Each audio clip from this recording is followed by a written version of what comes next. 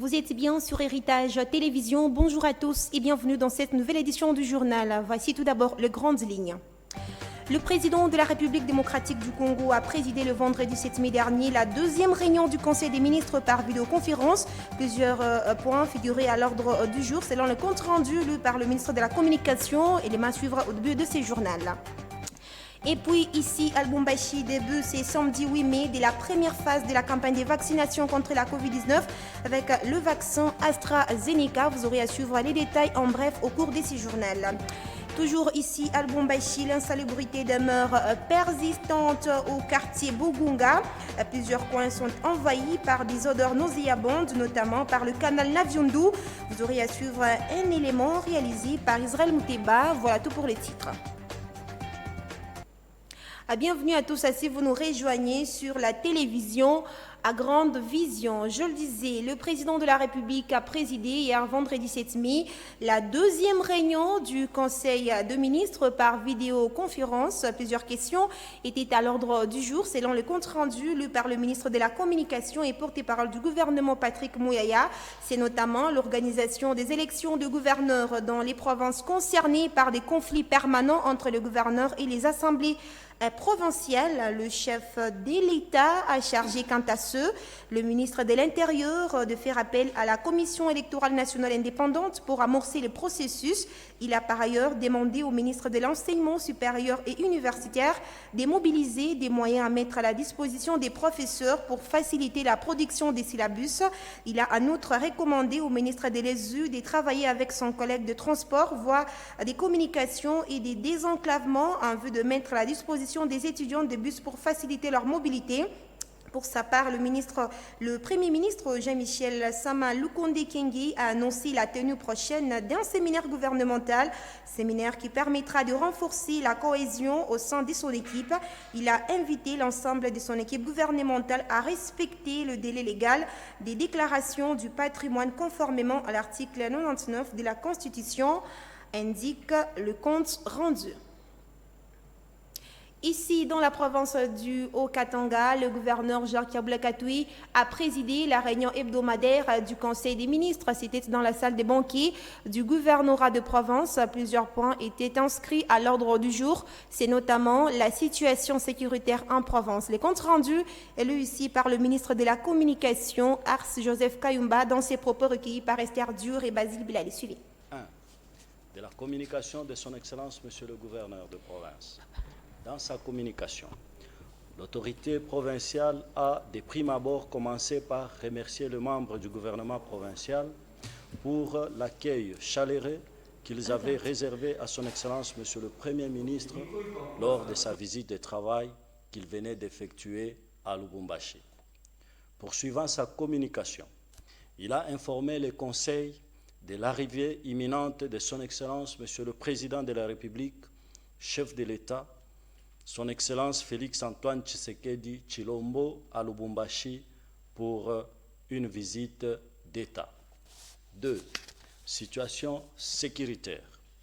Prenant la parole, le ministre provincial en charge de la sécurité a fait au Conseil la synthèse de la situation sécuritaire de la province.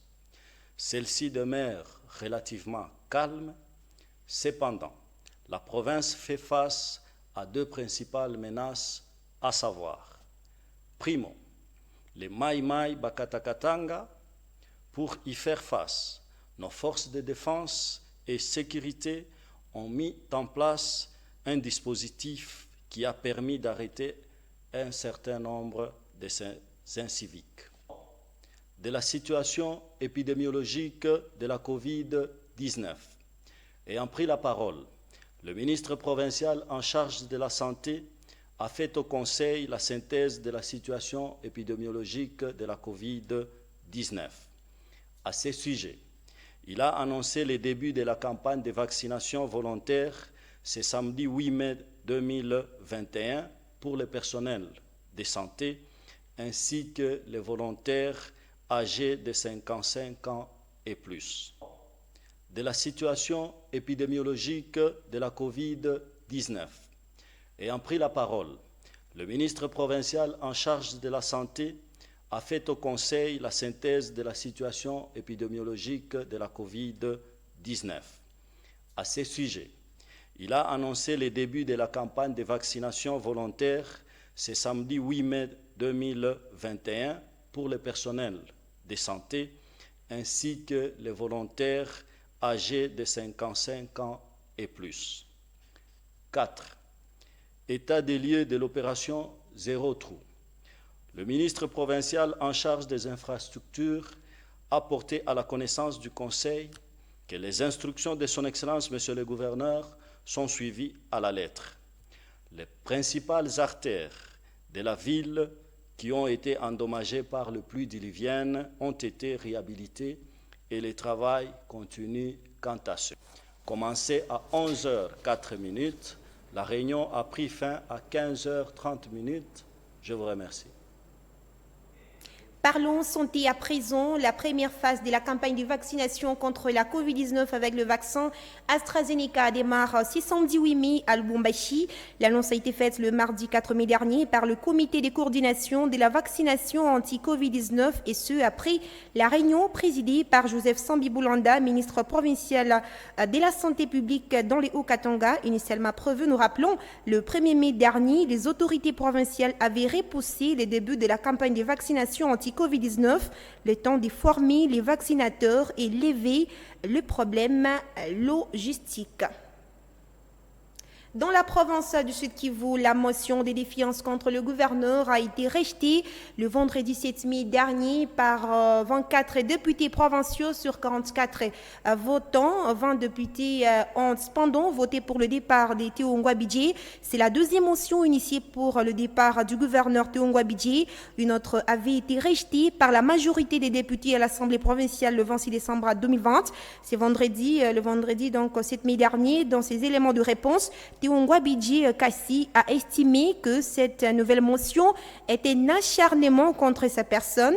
Concernant le sous-développement de la province, il a insisté que durant plus de 12 mois de sa gouvernance, le gouvernement provincial n'a reçu la rétrocession que de 2 mois. Revenons à présent ici à Lubumbashi pour parler l'insalubrité justement qui demeure persistante au quartier Bongonga. Plusieurs coins sont envahis par des odeurs nauséabondes, notamment par le canal Naviondo, une situation qui expose la population de cette partie de la commune Kampemba à différentes maladies. Un constat d'Israël Mouteba à qui nous avons prêté la voix. Le quartier Bongonga est l'un des quartiers les plus touchés par le choléra à Lubumbashi. Après la première phase de vaccination contre cette maladie de mensale, l'insalubrité persiste dans plusieurs coins du quartier. Ici, sur la rivière Naviondo par exemple, la situation est désagréable. Les eaux puantes, odeurs nauséabondes et insalubrité. Les tout couvrent ces marchés situés sur les ponts qui traversent cette rivière. Pour Raymond Mouyumba, chef du quartier Bongonga, la sensibilisation avait déjà été faite. Les travaux d'assainissement se font, mais le travail est lourd. Je me suis impliqué de prendre la mégaphone, moi-même en passant avec la sensibilisation. Je passais jour et nuit pour sensibiliser ma population. Comme je connais bien mon quartier, c'est le premier quartier qui a toujours été avec cette maladie. Alors je me suis donné corps et âme pour que je puisse passer en sensibilisation. Oui, nous demandons au gouvernement qu'il puisse un peu nous aider pour le curage de ces petites rivières Naviondo, puisqu'il y a des mamans qui font des fausses couches, qui fait des naissances des enfants mal formation. C'est à cause de ces matières qui passent dans notre petite rivière Naviondo. À en croire le chef du quartier Bongonga, les eaux de la rivière Naviondo ont à plusieurs reprises eu des effets négatifs sur la santé des femmes et des enfants. C'est la fin de ce journal. Voici le rappel de titre. Le président de la République démocratique du Congo, Félix Tshisekedi, a présidé le vendredi 7 mai dernier la deuxième réunion du Conseil de ministres par vidéoconférence. Plusieurs points étaient à l'ordre du jour, selon le compte rendu par le ministre de la Communication, Patrick Mouyaya. Et puis ici, à Lubumbashi, début c'est samedi 8 mai de la première phase de la campagne de vaccination contre la Covid-19 avec le vaccin AstraZeneca. Vous avez suivi le détail en bref au cours de ce journal. Toujours à Lubumbashi, l'insalubrité demeure persistante au quartier Bongonga. Plusieurs coins sont envahis par des odeurs nauséabondes, notamment par le canal Naviundu. Vous avez suivi les détails avec Israël Mouteba. Mesdames, Messieurs, ce journal a été préparé par l'ensemble de l'équipe rédactionnelle. Merci à vous de l'avoir suivi. Je vous retrouve tout à l'heure pour une nouvelle édition du journal. Restez fidèles sur nos antennes car l'information reste en continu.